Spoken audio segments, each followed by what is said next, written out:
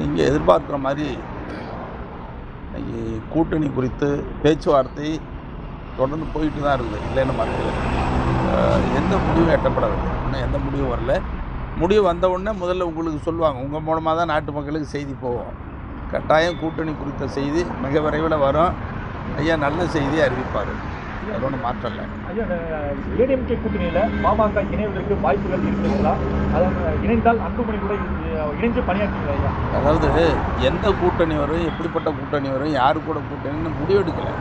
எதுவும் முடிவெடுக்காமல் நம்ம சொல்ல முடியாது. இப்போ யார் பேசுகிறாங்க, எந்த தரப்பில் பேசுகிறாங்கன்னு சொல்ல முடியாது, சொல்லவும் கூடாது, நல்லதும் இல்லை. ஒரு முடிவு வராமல் சொல்ல முடியாது. அதனால் இப்போ தமிழ்நாட்டில் அரசியல் கட்சிகள், பொதுமக்கள் எல்லாரும் எதிர்பார்க்குறது என்னென்னா, மருத்துவர் ஐயா என்ன முடிவெடுக்க போகிறாரு.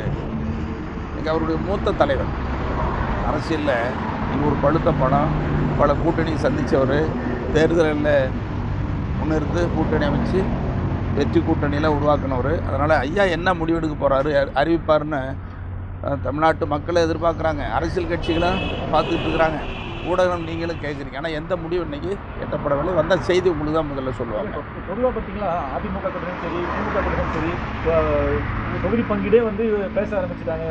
முடிவாக போகுது எவ்வளோ தொகுதின்னு சொல்லிட்டு பேச ஆரம்பிச்சிட்டாங்க. ஆனால் இது வரையுமே டாக்டர் ஐயா தரப்பில் இருந்து இது வரையுமே எந்த ஒரு பேச்சுவார்த்தையும் நடக்கல, எந்த ஒரு ஸ்டெப்பும் முதல் அடி கூட ஒன்றும் எடுத்து வைக்கவே இல்லை. முதல் எடுத்து அடி வைக்கலன்னு வெளியில் சொல்ல முடியாது, எங்கே அடி வச்சிருக்கிறாங்கன்னு உங்களுக்கு சொல்லணுங்கிறது இப்போ சொல்ல முடியாது. இன்னும் பாட்டாளி மக்கள் கட்சியில் ஒரு நெருக்கடியான குழப்பமான சூழ்நிலை உங்களுக்கு தெரியும்.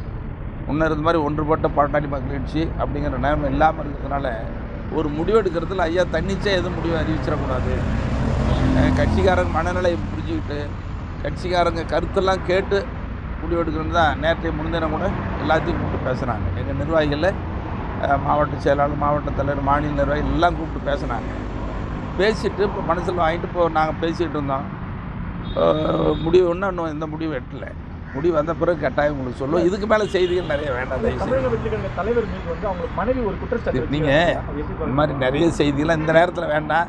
அது பல்வேறு யோகங்களுக்கும் இதுக்கும் வழிவகுக்கும். அதனால் எந்த கேள்விக்கும் பதில் வேண்டாம். இன்னும் முடிவு வந்த உடனே உங்களுக்கு சொல்லுவோம். நன்றி.